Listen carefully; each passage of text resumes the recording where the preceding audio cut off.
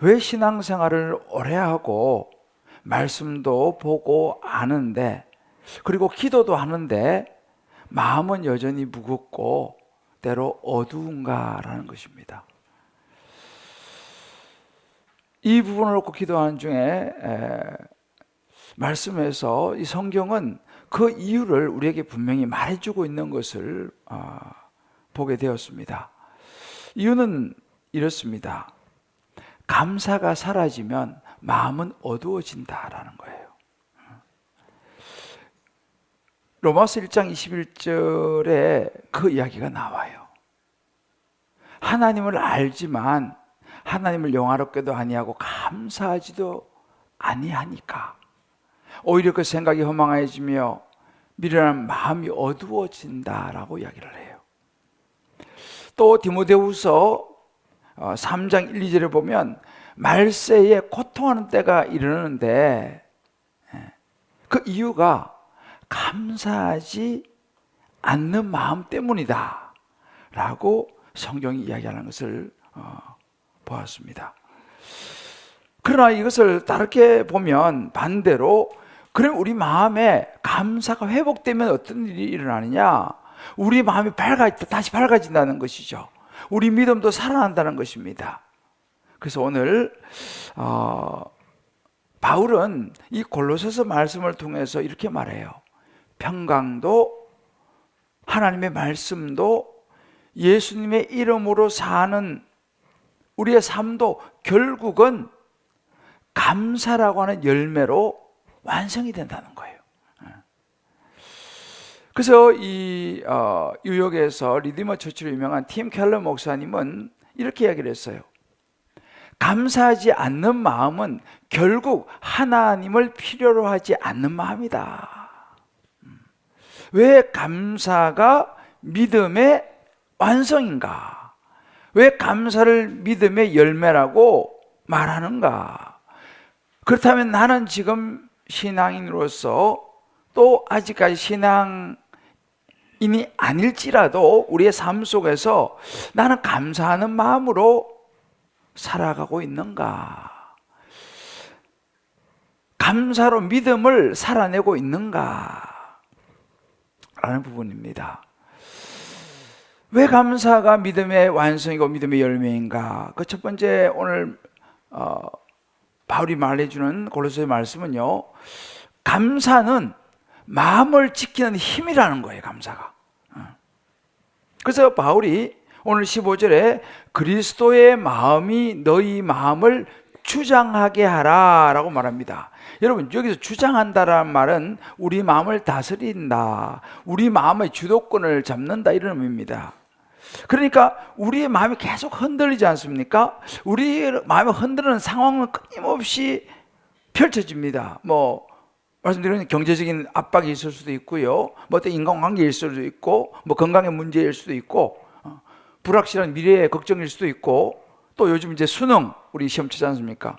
수능의 결과와 앞으로 어떻게 될 것인가, 또 우리 청년들의 취업의 문제, 또 자녀들이 장성하면 자녀들의 배우자, 여러 가지 우리의 마음을 흔드는 상황 끝이 없습니다. 그런데 이런 모든 상황에서 바울은 놀라운 해답을 제시해요. 우리 마음의 평강은 상황이 아니라 감사에서 시작된다. 그러니까 감사하는 자가 되라라고 이야기하고 있습니다. 이것은 그냥 선택이 아니에요. 명령입니다. 감사를 선포하라는 것입니다. 근데 여러분 가만히 보세요. 우리의 마음이 흔들리는 이유, 우리 마음의 평강이 깨어지는 이유를 가만히 보면 어떤 이유가 있냐면 모든 인생의 짐을 내가 해결해야 된다라고 생각하기 때문이에요. 어깨에 짐이 무겁죠. 내가 다 책임져야 되는 거예요. 우리 가정을, 우리 자녀를, 여러 가지 모든 거 내가 다 관리해야 되고 내가 움직여야 된다라는 생각이 있습니다. 그런데 그런 것이 내가 생각한 대로 안 되면 이제 그때부터 마음이 이제 평안이 깨지는 거죠. 마음이 무너지는 것입니다. 그래서 성경이 이렇게 말합니다. 시편 55편 22절에 이렇게 말합니다. 너희 짐을 여호와께 맡기라. 자, 같이 한번 읽어봅시다. 시작. 내 짐을 여호와께 맡기라. 그가 너를 붙드시고 의인의 요동함을 영원히 허락하지 아니하시리로다. 우리 마음이 흔들리는 것을 허락하지 않는다는 것입니다. 왜? 언제? 우리의 짐을 하나님께 맡길 때에.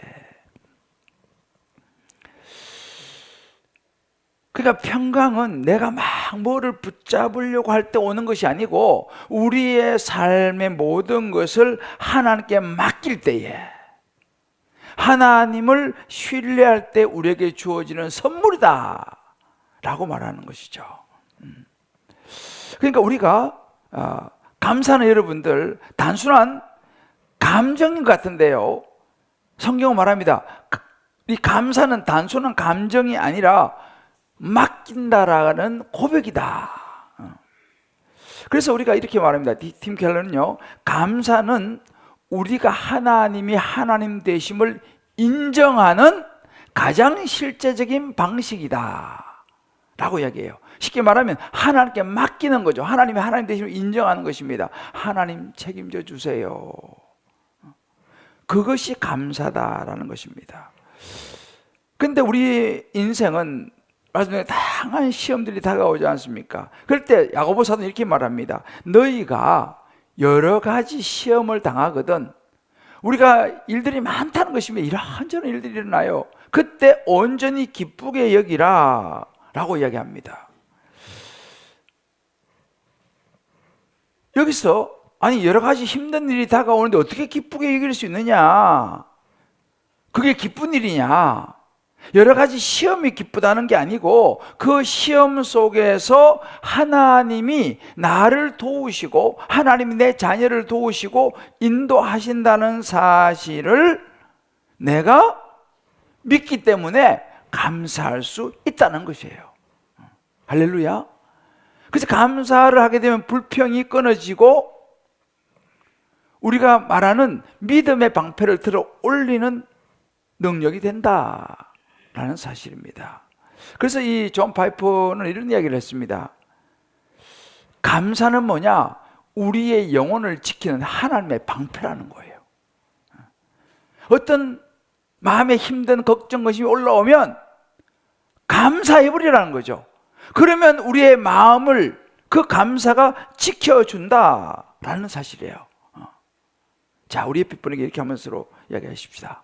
걱정이 올라오면 감사를 선포합시다. 할렐루야. 여러분, 사단이 가장 두려워하는 사람이 어떤 사람인지 아세요? 감사하는 사람이에요. 왜요? 감사해버리면 더 이상 어떻게 할 수가 없어. 감사하다는데 뭐 그잖아요. 감사하다는데. 여러분, 우리가 성경을 보면 예수님의 삶 자체가 감사했어요. 예수님의 삶을 보면요, 예수님은 어떤 상황에서도 감사했어요. 대표적으로 요한복음 6장에 보면요, 들판에서 수많은 백성들이 먹을 것이 없었어요. 나는 저물어 가는데 먹을 것이 배가 고픈 것입니다. 그때 예수님이 어떻게 합니까? 누가 혹시 먹을 게 없냐 보니까 보리떡 5개, 물고기 2마리, 소년이 자기 점심 도시락으로 먹으려고 가져온 조그마한 도시락 그거 하나밖에 없는 거예요. 그 수천 명이 있는데 그거밖에 없는 거예요. 예수님이 그런 당장 지금 먹을 게 없어요. 들판에서 어디서 먹을 거 구합니까? 그죠? 그때 예수님이 어떻게 하는지 아세요? 그 아이 조그마한 도시락 하나를 가지고 하나님께 감사 기도를 해요. 감사 기도를 합니다. 그리고 떡을 떼어 나눠주는데 놀라운 지식이 납니다. 수천, 장정만 5,000명. 수천 명이 먹고도 남는 역사가 일어났어요. 감사했어요. 여러분, 나사로가 병들어서 죽었어요. 무덤에 묻혀서 냄새가 납니다. 다 슬퍼하는 거예요. 어떻게 하면 좋습니까? 예수님 늦게 오니까 원망합니다. 요한복음 11장에 보면 예수님께서 그때 뭐 하신지 아세요? 하나님께 감사 기도를 하고 지금 그때 무슨 감사해요. 나 지금 나살 죽어가지고 지금 냄새 나는데 예수님 가서 감사 기도를 합니다. 그리고 나사로야 나오느라 그러니까 나사로가 살아나오는 거예요. 감사했어요. 그런 상황이었어요. 예수님이 십자가에 달리시기 전날 밤에 제자들을 다 불러 모아놓고 성찬식을 했어요. 예수님이 이미 아셨어요. 이 제자 중에 한 명 가룟 유다가 자기를 팔 것을 아셨어요. 이미. 우리 같으면 얼마나 속이 그냥 뒤부지겠습니까? 저놈이 나를 팔 건데. 근데 예수님이 어떻게 하는지 아세요? 그 자리에서 감사 기도를 하세요. 자신에게 배신을 때릴 그 사람이 자기 앞에서 지금 있는데 감사 기도를 하세요. 이것이 예수님의 삶이었습니다. 감사할 조건이 아니잖아요. 지금 먹을 게 없는데, 지금 사람이 죽었는데, 저 사람이 나 지금 배신 때리려고 하는데 무슨 감사가 나옵니까? 예수님이 그때 감사하는 거예요. 그러니까 예수님이 그러면 내가 주는 평안은 세상이 주는 것 같지 않다. 왜요? 감사가 있는 그 감사에서 나오는 평안이죠. 자, 그렇다면 우리는 예수 믿는 사람 아닙니까? 그죠? 예수 믿는 사람은 예수님을 따라가는 사람이죠. 그렇다면 우리의 삶도 예수님처럼 어떤 상황에도 감사할 수 있어야 될 줄 믿습니다. 할렐루야. 그럴 때 우리 안에 평강이 지켜진다는 거예요. 이 감사를 선포할 때 내 마음의 평강이 지켜진다. 그리고 그 감사를 선택할 때에 그리스도의 평강이 우리 마음을 다스리기 시작하는 거예요. 자, 적용입니다. 요즘 내 마음을 흔드는 문제가 무엇입니까? 여러분, 요즘 어떤 문제가 여러분 마음을 지금 흔들고 있어요? 뭐 여러 가지 있을 수 있겠죠. 그렇다면 생각해 보셔야 합니다. 그 문제, 그 자리를 여전히 내가 붙잡고 그냥, 아니면 하나님께 맡기고, 나 하나님 믿으니까, 나 예수 믿으니까 하나님께 맡기고 감사로 반응을 할 때 어떤 평강이 우리에게 가능할 것 같습니까? 한번 여러분 나눠보세요. 한번 감사를 진짜 한번 테스트를 해보세요. 그냥 감사를 선포해버리는 거예요. 무조건 감사를 선포해버리는 거예요. 기가 막힌 상황에 감사를 선포해버리는 거예요. 그럴 때 우리 마음에 평강이 임할 것이다. 주님 그렇게 말씀하셨습니다. 자, 우리 옆에 분에게 이렇게 한번 축복하십시다. 이렇게 살아있음이 감사합니다. 살아있으니까 이 자리에 오신 거 아니에요? 그죠? 살아있으니까 이 자리에 오신 거예요. 자, 한번 이렇게 축복하십시다. 걸어서 오신 거 감사합시다. 차를 타고 오든지 그래도 하여튼 이 자리에서 움직여서 온 거 이거 감사한 거예요. 병원에 입원해 보세요. 오고 싶어도 못 와요. 할렐루야. 감사를 선포하는 거예요. 두 번째, 이 감사로 완성되는 믿음은요, 감사는 말씀이 살아있다는 증거입니다. 자, 절 따라 봅시다. 감사는 말씀이 살아있다는 증거입니다. 오늘 16절을 보면 그리스도의 말씀이 너희 속에 풍성히 거하여, 우리가 지금 말씀을 듣지 않습니까? 신앙생활 하지 않습니까? 내 마음, 내 안에 하나님 말씀이 있느냐 없느냐를 어떻게 테스트해 보냐, 그 이야기를 하는 거예요. 자, 여기서 그리스도의 말씀이 너희 속에 풍성히 거한다라고 하는 이 말의 의미는요, 그리스도의 말씀을 우리가 알고 있다 이런 의미가 아니에요. 여기서 거한다라고 하는 의미는 작동한다라는 의미입니다. 작동한다.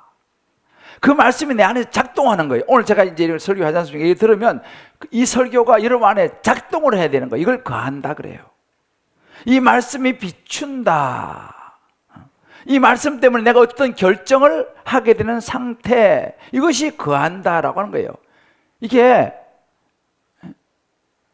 멈추는 정적인 것이 아닙니다.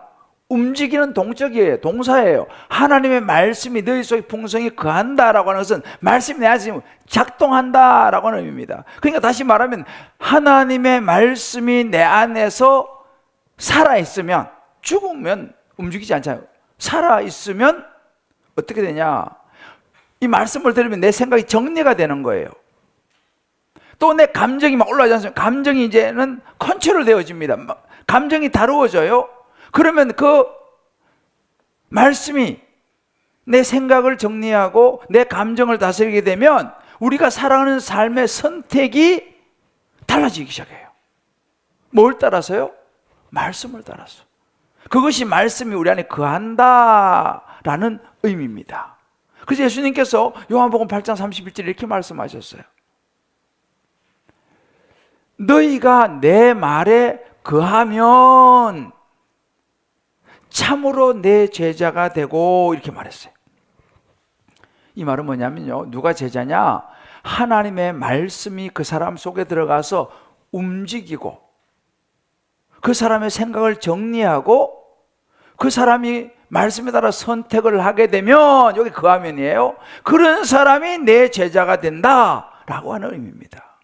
그러니까 다시 말해 이런 거예요. 우리가 말씀을 뭐 읽든지 듣든지 이 말씀이 내 머리에 머무는 순간에는 능력이 없어요. 아, 그런 말이 있구나, 이거 능력이 없어요. 그런데 이 말씀을 듣고 이것이 마음에 딱 내려와서 내가 움직이기 시작하는 거예요. 그렇게 생각하기 시작하는 거예요. 그럴 때의 말씀이 능력이 되는 거예요. 할렐루야. 근데 바울이 여기서 우리 고린도서 3장 16절 이렇게 한마디 더 붙입니다. 감사하는 마음으로, 이게 중요한 포인트예요. 감사하는 마음으로. 이런 하나님의 말씀이 우리 안에서 움직이고 우리를 생각을 정리해주고 올바른 선택을 해주게 하는 이 말씀이 거하는 윤활유가 뭐냐? 그렇게 만들어주는 역할이 뭐냐? 감사하는 마음이다 라고 이야기하는 거예요. 되게 중요한 부분이에요. 윤활유가 뭐냐? 감사하는 마음이다. 그럼 이런 거예요. 예를 들어서 우리가 교회 뭐 오래 다니고 뭐 10년, 20년, 30년 목사 되고 이렇게 하지 않습니까? 그런데 말씀을 아무리 많이 읽고 알아도, 아무리 말씀 묵상을 오래 해도 큐티를 하루도 안 빼먹고 매일 하더라도 감사가 없으면, 감사하는 마음, 감사가 없으면 그것은 아직까지 어디에 머무르고 있는 거라고요? 머리에 머무르고 있는 거예요. 그건 지식입니다. 그건 믿음 아니에요, 여러분들. 지식인 거예요. 다시 말씀드려요. 이게 되게 중요하기 때문에 중요한 얘기는 한 번 더 반복하잖아요. 말씀을 아무리 많이 읽어도, 심지어 목사가 되어도, 성경을 아무리 오랫동안 묵상을 해도, 큐티를 하루도 안 빼먹고 큐티를 해도, 매일 새벽에 나와서 기도를 해도 감사가 없으면 하나님의 말씀은 머리에 머물고 있다라는 거예요. 그리스도의 말씀이 너희 속에 풍성히 거한다라고 하는 의미하고는 달라요. 머리에만 머물고 있다. 생각보다 그런 경우가 많습니다. 반대로 감사가 우리 안에서 흘러나오기 시작하게 되면, 감사가 흘러나오기 시작하면 이 말씀이 살아서 움직이는 것이 되는 거예요. 그래서 교회 다니는 사람들이 다닐 때나 안 다닐 때나 변함이 없어. 그래서 자녀들이 그러잖아요. 어머님, 아버님 한결같으십니다. 이게 좋은 이야기 아니에요. 아니, 교회를 다닌 지 10년, 20년 됐는데 한결같으면 안 되지. 어머니, 아버님을 뵈니까 참 하나님이 살아계신 것 같네요. 뭔가 변화가 보여야지 주변 사람들이 그러는데 변화가 없어. 세월은 아무리 지나도. 왜 그렇습니까? 말씀이 우리 안에 머리에만 거하기 때문에, 가슴으로 내려와서 이것이 움직여야 되거든요. 나를 바꿔야 되거든요. 남편한테 맨날 잔소리 하던 사람이 교회 좀 다니고 예수 믿기 시작하면 남편한테 잔소리가 줄어들어야 되거든. 그게 정상인 거예요. 그런데 교회만 갔다 오면 잔소리 더 많이 해. 그 말씀이 거하는 게 아니고, 말씀이 어디 머무는 거라고요? 머리에만 머무는 거예요. 머리만 커진다 그러잖아, 그죠? 머리에만 계속 머무는 거예요. 그 말씀이 거하는 게 아니에요. 그러면 감사가 안 나오죠. 왜 이렇게 월급이 적냐? 너는 왜 이렇게 공부를 이거밖에 못하냐? 계속 그런 원망 불평이 나오는 거예요. 감사가 나오질 않아요. 그거는 진짜 말씀이 아직 거하는 게 아니에요. 그래서 우리가 말씀 묵상하면요, 묵상할수록 감사가 나와야 돼요. 큐티의 결론은 감사가 되어야 돼요. 그게 진짜 제대로 큐티한 거예요. 그래서 존 파이퍼는 이렇게 얘기했습니다. 말씀으로 채워진 마음은 반드시 감사로 흘러넘친다 그랬어요. 이거 되게 중요한 이야기예요. 이 사람 진짜 말씀이 거하는가를 어떻게 알 수 있느냐? 감사가 나오냐 안 나오냐를 보면 안다는 거죠. 왜요? 말씀은 감사라고 하는 통로를 통해서 우리를 움직이게 만들기 때문에. 그래서 여러분, 감사가 없는 말씀은 지식이에요. 그건. 지식은 능력이 없어요. 감사가 있는 말씀이 능력입니다. 그래서 야고보 사도는요, 야고보서 1장 21절 이렇게 말했습니다. 그러므로 모든 더러움과 넘치는 악을 내버리고 너희 영혼을 능히 구원할 바 마음에 심어진 마음을 온유함으로 받으라 그랬어요. 말씀을 온유함으로 받으라. 말씀을 우리가 온유함으로 받으면 우리 영혼이 구원을 얻게 된다. 이 말씀은 씨앗이에요. 그럼 씨앗이 떨어지면 뭐가 있습니까? 햇빛과 공기가 있어야 되는 거죠. 그래야지 씨앗이 자라지 않습니까? 그러면 말씀이 씨앗이라면 우리의 삶에 있어서 공기와 햇빛은 뭐냐? 감사라는 겁니다. 감사가 있을 때 우리 안에 이 씨앗이 자란다는 사실이에요. 쉽게 이런 것입니다. 날마다 불평을 한다. 누구를 막론하고 교회는 다니는데 날마다 불평을 한다. 그 사람은요, 말씀이 막혀있다는 신호예요. 왜? 말씀이 거하지 않으니까. 알기는 아는데 날마다 불평을 해. 말씀이 막혀있다는 거죠. 감사가 흘러나오면 어떻게 됩니까? 말씀이 살아있구나. 한번 내 생각해 봐야 돼. 나는 말씀이 지식에 머물고 있는가? 그래서 날마다 그냥 교회는 다니고 성경은 날마다 본다는데 날마다 불평하고 원망하고 그냥 날마다 남들과 비교하고 그러는가? 아니면 감사가 나오는가? 저는요, 성령 충만, 우리가 뭐 교회 다니면 성령 충만, 막 방언하고 막 방방 뛰고 그런 생각만 하는데, 여러분 성령 충만이 뭔지 아세요? 성령 충만은요, 말씀 충만이고 말씀 충만은요, 감사 충만이에요. 이건 확실합니다. 정말 믿음이 좋은 사람들은요, 믿음만 좋다고 이게 말하는 건 그런 의미가 없고, 진짜 이 사람이 믿음이 좋냐 보면 어떤 상황에도 감사하는 사람이 그 사람이 믿음이 좋은 사람이에요. 이건 확실합니다. 한번 여러분 주변에 보세요. 교회를 얼마나 다니냐가 중요한 게 아니에요. 이 사람이 얼마나 감사하느냐. 늘 감사가 따라다니느냐. 한 해 동안 하나님께 주신 거 감사한 수확을 감사하는 그런 절기예요. 되게 중요한 날이죠. 그렇지만 또 한 가지 중요한 본질이 뭔지 아세요? 이럴 때 내 안에 감사가 살아있는가 확인해 봐야 돼. 내 안에 감사가 살아있는가 점검하는 시간인 거예요. 여전히 불평하고 여전히 원망하고 꼭 안 좋은 것만 자꾸만 보고 말이지. 감사할 게 얼마나 많은데 꼭 안 좋은 것만 이야기를 해. 좋은 게 얼마나 많은데. 그렇잖아요. 우리 남편 장점이 얼마나 많은데 맨날 단점만 이야기해. 우리 부인 장점이 얼마나 많은데 날마다 단점만 이야기해. 우리 자녀들도 마찬가지예요. 좋은 게 얼마나 많은데 맨날 단점만 이야기해. 감사가 없는 거죠. 그거 성령 충만한 거 아니에요. 자, 옆에 분이 이건 실제이기 때문에 신앙적으로 실제입니다. 참 좋으신 분들처럼 보입니다. 오늘 집에 가서요, 좋은 것만 좀 보시고 좋은 거 이야기만 해주세요. 어이구 이렇게 이쁘냐.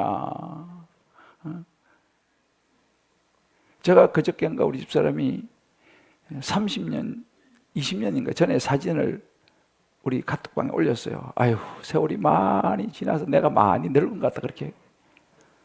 내가 그렇지. 여전히 이쁘십니다.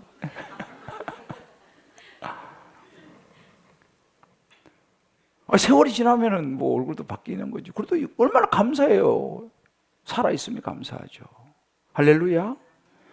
한 집사님이 이런 간증을 했어요. 남편이 매일 술 먹고 그냥 취해가지고 늦게 들어오는 거예요. 완전히 술고래 남편이에요. 인사불상이 되어 들어오는 거예요. 그래서 오늘 내가 어떻게 하다 이런 사람하고 결혼해가지고 내가 참 팔자가 참 하면서 또 그냥 그럴 때마다 눈물 흘리고 막 또 그날 우는 거예요. 내 신세가 막 그러는데 갑자기 무슨 생각이 했다면 목사님이 설교하시면서 감사할 때 기적이 일어난다. 그런 생각이 딱 떠오르는 거예요.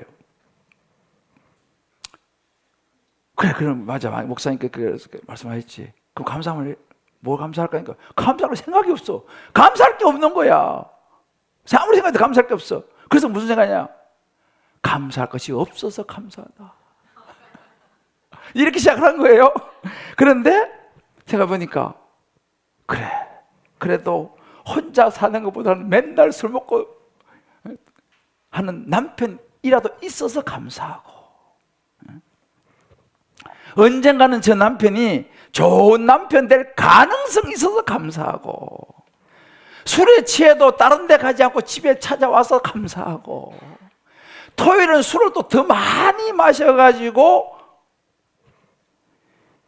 주일날 집을 지켜줘서 감사하고, 주일날 하루 종일 이제 잠을 자기 때문에 내가 편안하게 교회 다닐 수 있어서 감사하고. 할렐루야. 감사가 많더라는 거예요. 그래가지고 이 집사님이 이제 그렇게 생각을 바꾸고 이제 감사를 막 했던 게, 남편이 이상해가지고 당신 뭐가 그렇게 감사하냐고 막 꼬함을 치더라는 거예요. 그때 타이밍을 놓치지 않고, 당신하고 사는 것이 너무 감사해서 그래요. 이렇게 하라는 거예요. 자, 연습 한번 해볼까요? 자, 옆에 보는, 당신하고 사는 것이 너무 감사해요. 자, 이렇게 나가니까 이 남편이 어떻게 되겠어요? 그 남편이 결국 예수 믿었어요. 할렐루야. 실제 얘기입니다. 감사는요, 말씀이 머리에만 있는 게 아니고 가슴으로 내려오는 거예요. 그한다는 말이 움직인다는 거랬잖아요. 우리의 삶에 나타나는 거예요. 동사입니다. 말씀이 그한다는 것은. 이게 추수감사절이에요. 내 안에 이런 감사가 있는가라는 걸 생각해 보는 거죠. 자, 적용입니다. 최근에 하나님께서 내 마음에 주신 말씀은 무엇입니까? 그 말씀 앞에서 내가 선택한 감사는 무엇이며, 혹은 감사로 내가 반응할 자리를 놓치고 있는 부분이 있다면 무엇입니까? 한번 여러분 생각해 보세요. 한번 나눠보세요. 하나님이 내게 날마다 말씀을 주시는데 말씀은 말씀이고 나는 나고, 아니에요. 그 말씀을 내가 붙잡고 머리로는 이해가 안 되고 상황은 그렇더라도 그거를 감사로 선포하고 감사로 반응을 하는 거예요. 내가 지금 감사를 놓치고 있는 게 뭐냐는 거예요. 저는 요즘 느끼는 게 진짜 감사한 게요, 진짜 숨을 쉬고 있다는 게 감사한 거예요. 제가 그냥 하는 말씀 같이 들리지만 여러분, 이렇게 오셔서 예배 드릴 수 있는 이 자체가요, 이게 진짜 감사한 겁니다. 아멘입니까? 아무나 여기 나오셔서 예배 드리는 게 아니에요. 건강히 받쳐주시니까 나와서 예배 드리는 거 아니에요. 그래도 힘들지만 나올 수 있는 여건을 주님께서 만들어 주시니까 나와서 예배 드리는 거 아니에요. 마지막으로 이 감사는요, 예수님의 이름을 드러내는 열매입니다. 자, 바울이 마지막으로 17절에 이렇게 이야기를 해요. 무엇을 하든지 말에나 일에나 다 주 예수의 이름으로 하고 그를 힘입어 하나님 아버지께 감사하라 그랬습니다.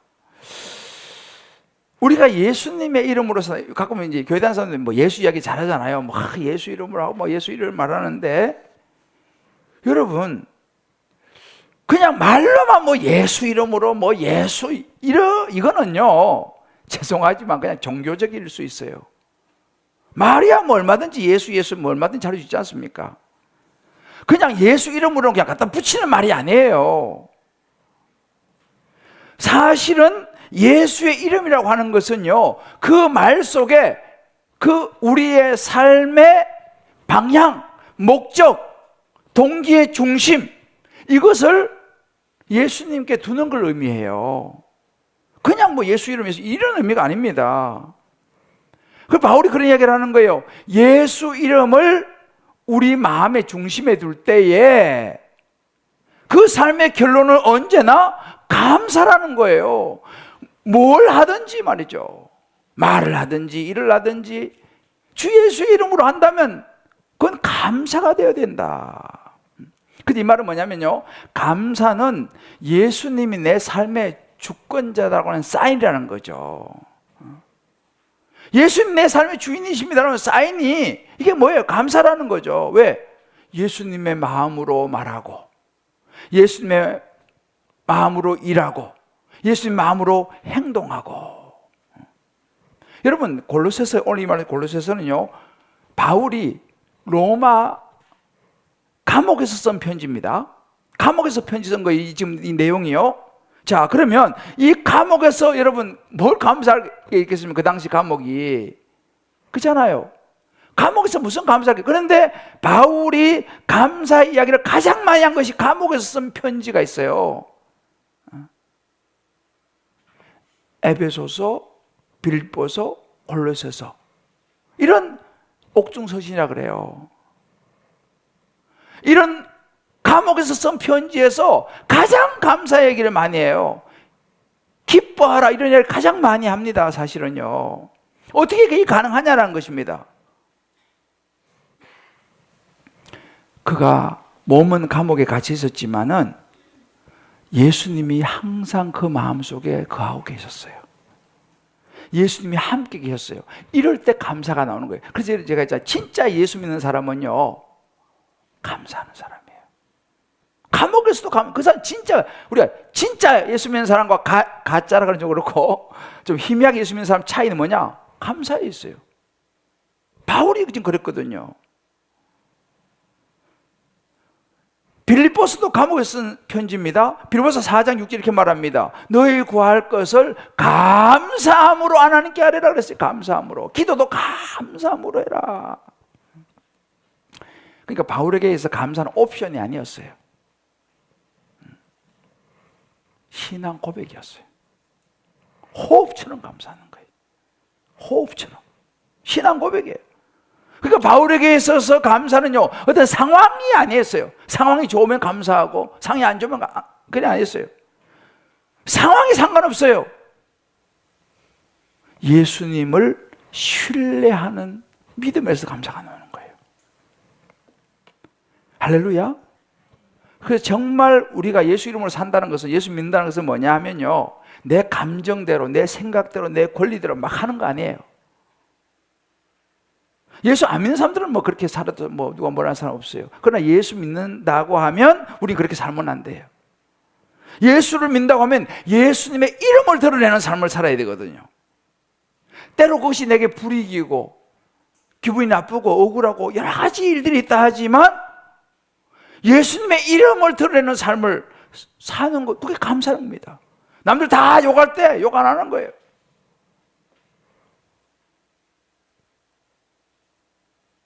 막 화가 나도 고함을 지르지 않는 거예요. 바울은 감옥에서 찬송을 불렀어요. 서로 막 다투고 막 하더라도 같이 싸우지 않는 거예요. 그냥 화평을 선포해버리는 거죠. 그래서 세상 사람들이 이럴 때 보면서 저 사람은 도대체 무슨 생각하길래 저렇게, 이 상황에서 같이 욕을 해줘야 되거든. 이 상황에서 같이 화를 내야 되거든요. 이 사람 같이 싸워야 되는데 안 싸우는 거야. 감사하다는 거야. 세상 말로 도라인가. 왜? 이럴 때는 같이 화를 내야 되거든요. 근데 감사하다는 거예요. 저 사람이 좀 정신이 이상한 사람 아닌가? 이게 예수 믿는 것입니다.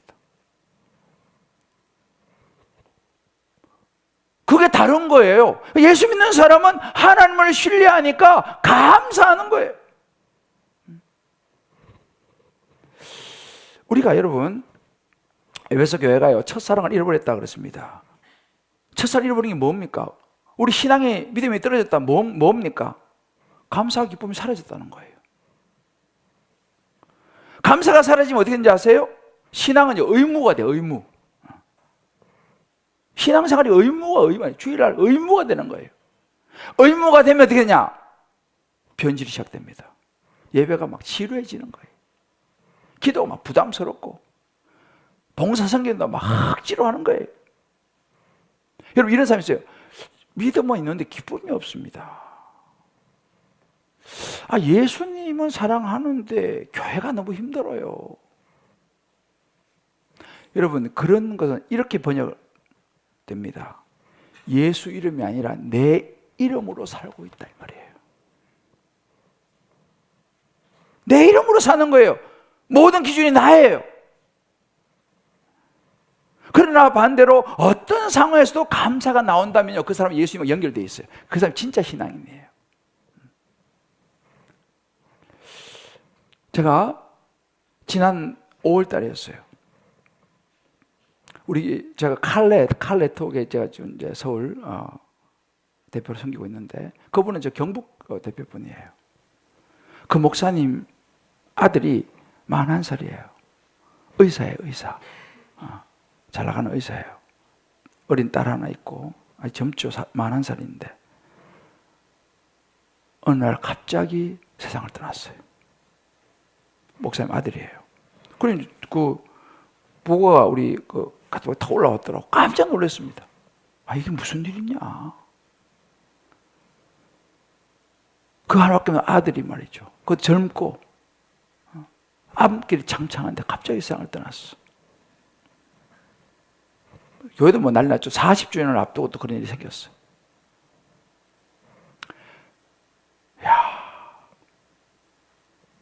어떻게 하나. 근데 그 목사님 있잖아요. 장례를 이제 교회장으로 치렀거든요. 장례를 치른 그 장례 예배에서 10가지 감사를 드렸어. 하나님 앞에. 준비해 오셔갖고 10가지 감사를 드렸어요. 그 중 몇 가지만 제가 드릴게요.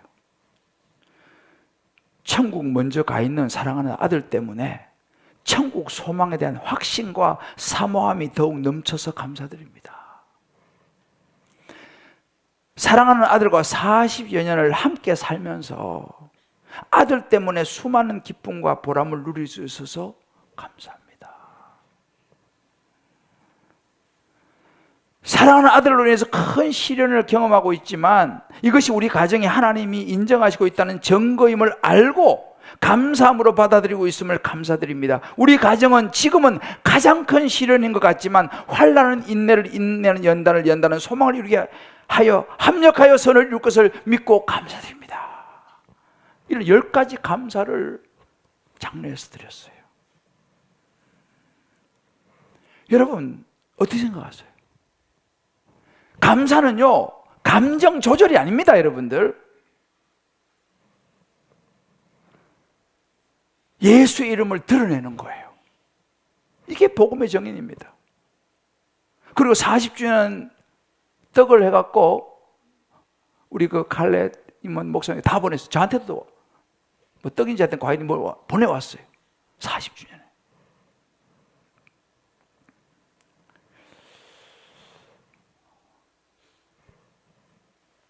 사랑하는 성도 여러분,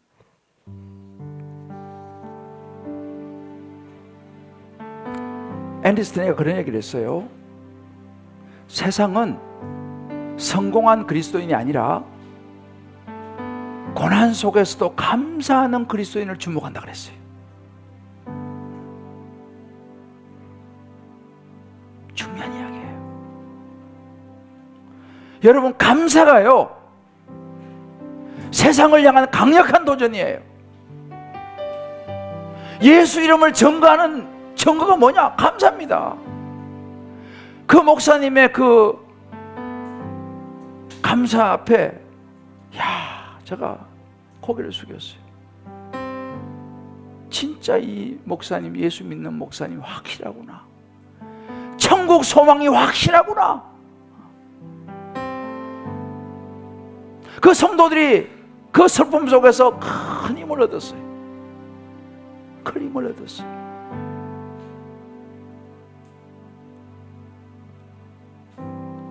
여러분, 감사는요 단순히 감정이 아니고 하나님을 신뢰한다는 믿음의 행동인 줄 믿습니다. 내 삶의 주인이 예수라고 하는 건 신앙 고백, 그게 감사예요. 그러니까 믿음의 완성이 뭐냐? 감사라는 거죠. 감사가 믿음의 최고봉이라는 것입니다. 이게 추수감사절이에요. 나는 주님 앞에 어떤 감사를 드리고 있는가? 그저 형식적인가? 정말 온 마음을 다해 하나님 앞에 감사하는가? 자, 저를 따라해 봅시다. 딱 마음에 새기고세요. 감사는 이제 아까 그거 떼어줘야 돼요. 감사는 상황이 아니라 하나님을 선택하는